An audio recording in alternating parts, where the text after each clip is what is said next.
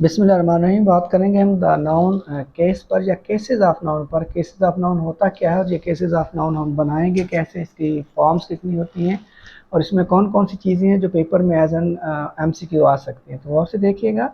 John threw a stone, John ने एक पत्थर फेंका। The horse kicked the boy. In sentence one the noun John is the subject. पहले में जैसा कि नज़र आ रहा है जॉन सब्जेक्ट है। It is the answer to the question who threw a stone. ये जवाब है इस सवाल का कि पत्थर किसने फेंका, जिसका जवाब है जॉन ने पत्थर फेंका। The group of words through a stone is the predicate. जैसा कि हम पहले पढ़ चुके हैं, सब्जेक्ट के अलावा बाकी जो पार्ट होता है जुमले का वो प्रेडिकेट कहलाता है। The predicate contain the to the verb threw. Predicate में वर्ब थ्रू शामिल था। What did John throw. John ने क्या फेंका। आ स्टोन, एक पत्थर। Stone is the object which John threw. The noun stone is therefore called the object. तो यहाँ पर इस प्रेडिकेट में जब भी आप सब्जेक्ट और प्रेडिकेट की बात करते हैं, सब्जेक्ट फाइल होता है और प्रेडिकेट उस जुमले में उस फाइल के बारे में जो कुछ कहा जा रहा होता है वो प्रेडिकेट होता है फुल स्टॉप तक। और प्रेडिकेट के आगे दो पार्ट्स होते हैं, एक वर्ब होता है और एक ऑब्जेक्ट होता है। यहाँ पर हम ऑब्जेक्ट की बात कर रहे हैं कि यहाँ पर जॉन थ्रू स्टोन, तो स्टोन जो है ये ऑब्जेक्ट है। आगे हम देखेंगे कि डायरेक्ट ऑब्जेक्ट क्या होता है, इनडायरेक्ट ऑब्जेक्ट क्या होता है और इनमें फ़र्क भी क्या होता है वो भी देखेंगे। तो यहाँ पर स्टोन जो है वो ऑब्जेक्ट है। In sentence two the noun horse is the subject. It is the answer to the question who kicked the boy. लड़के को किसने किक किया। The noun boy is the object. It is the answer to the question whom did the horse kick. तो इसमें जो object है वो boy है। व्हेन अ नाउन और pronoun is used as the subject of a verb it is said to be in the nominative case. Cases की हम बात कर रहे हैं, तो जब कोई भी नाउन या प्रोनाउन सब्जेक्ट के तौर पर इस्तेमाल हो रहा होगा, आपको पता है कि सब्जेक्ट दो चीज़ें होंगी, या तो वो नाउन होगा या फिर प्रोनाउन होगा। तो जब वो एज अ सब वो नाउन और प्रोनाउन जब एज अ सब्जेक्ट यूज़ हो रहा होगा तो वो नॉमिनेटिव केस में होगा। व्हेन अ नाउन और pronoun is used as the object of a verb, उसके बरक्स जब वो सब्जेक्ट की बजाय क्या इस्तेमाल हो रहा होगा, वही नाउन और प्रोनाउन जब एज एन ऑब्जेक्ट यूज हो रहा होगा, it is said to be in the objective or accusative case. तो वो ऑब्जेक्टिव केस में या उसको एक्यूजेटिव केस भी बोलते हैं। To find the nominative put who or what before the verb. तो वर्ब से पहले कौन या क्या लगाएंगे तो वो जो जवाब दे रहा होगा वो आपका नॉमिनेटिव केस होगा, जिसमें सब्जेक्ट होगा वो नाउन होगा या फिर प्रोनाउन होगा। To find the accusative put whom, किसको और व्हाट या क्या before the verb and its subject.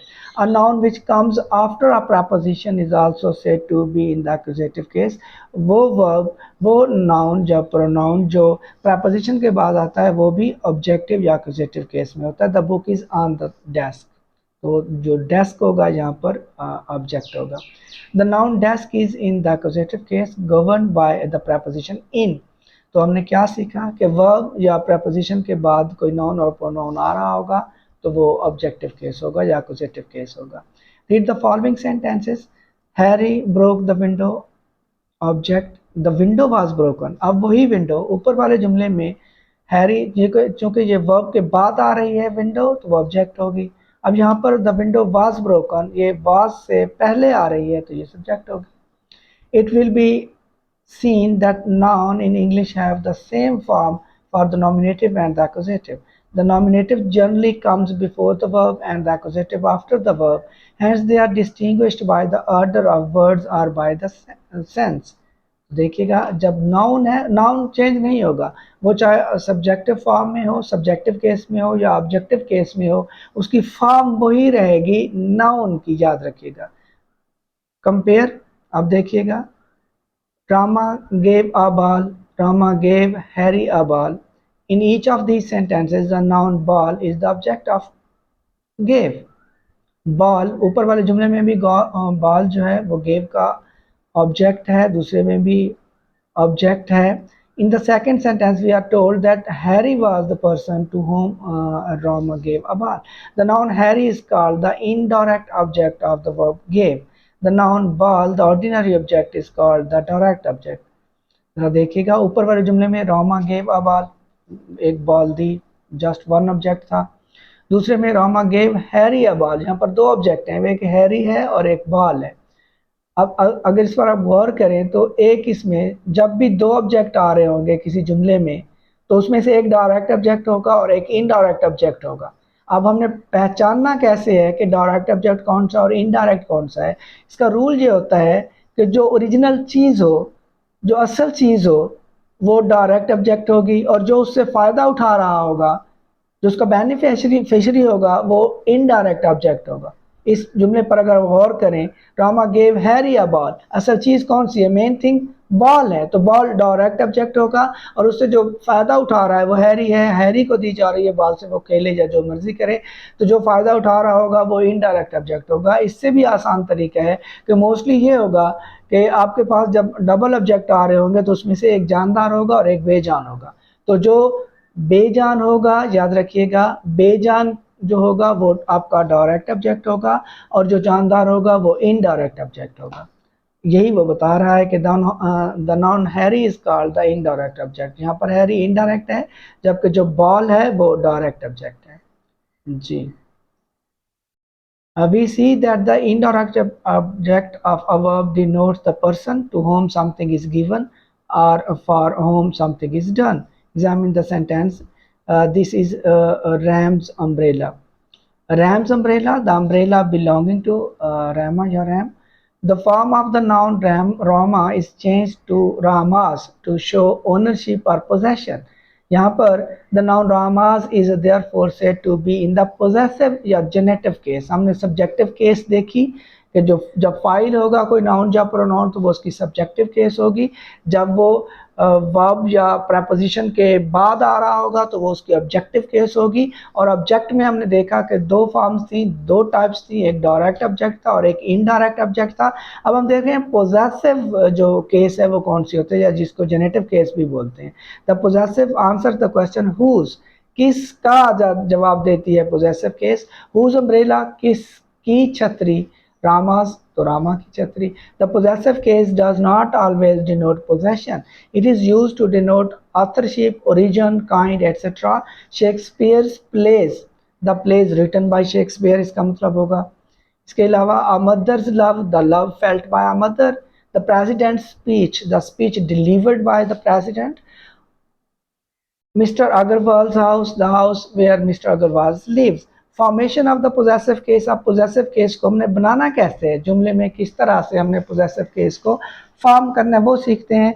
When the noun is singular the possessive case is form by adding apostrophe s to the noun. जरा देखिएगा, जब single noun है, अली है, सना है, तो उसके साथ मलकियत या पोजेशन के लिए हम जस्ट अपॉस्ट्रोफी और एस लगा देंगे।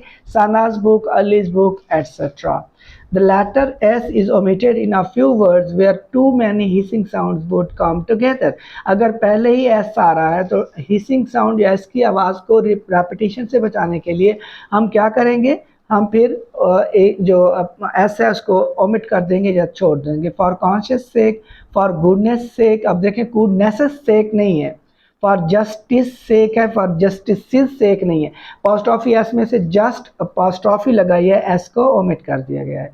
When the noun is plural and ends in s, जब कोई नाउन प्लूरल हो और वो एस पर एंड हो रहा होगा तो फिर क्या करेंगे, फिर भी हम वही करेंगे। The possessive case is form by adding only an apostrophe, उसमें भी एस का इजाफा नहीं करेंगे। जैसे बॉयज स्कूल हम बोलते हैं, बॉयज स्कूल नहीं बोलते, गर्ल्स स्कूल एटसेट्रा। नेक्स्ट हम देखते हैं, when the noun is plural but does not end in s, the possessive sign is formed by adding apostrophe s। अब उसमें दोनों चीज़ें लगेगी।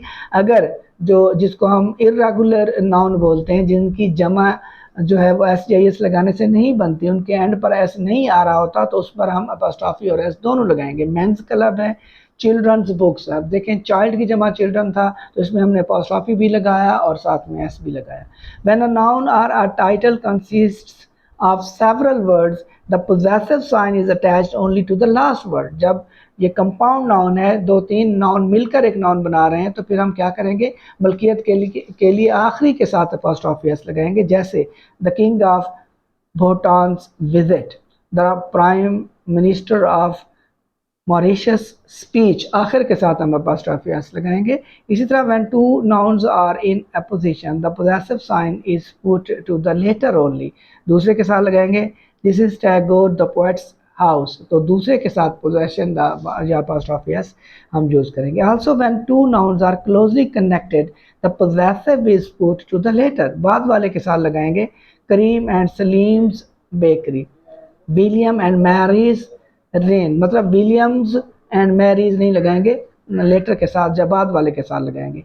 Each of the two or more connected nouns implying separate possession must take the possessive sign as Raja, Rao's and R.K. Narayan's novels etc. Use of the possessive case या possessive case को हम इस्तेमाल कहाँ करते हैं, next देखते हैं। अल्लाह हाफिज़।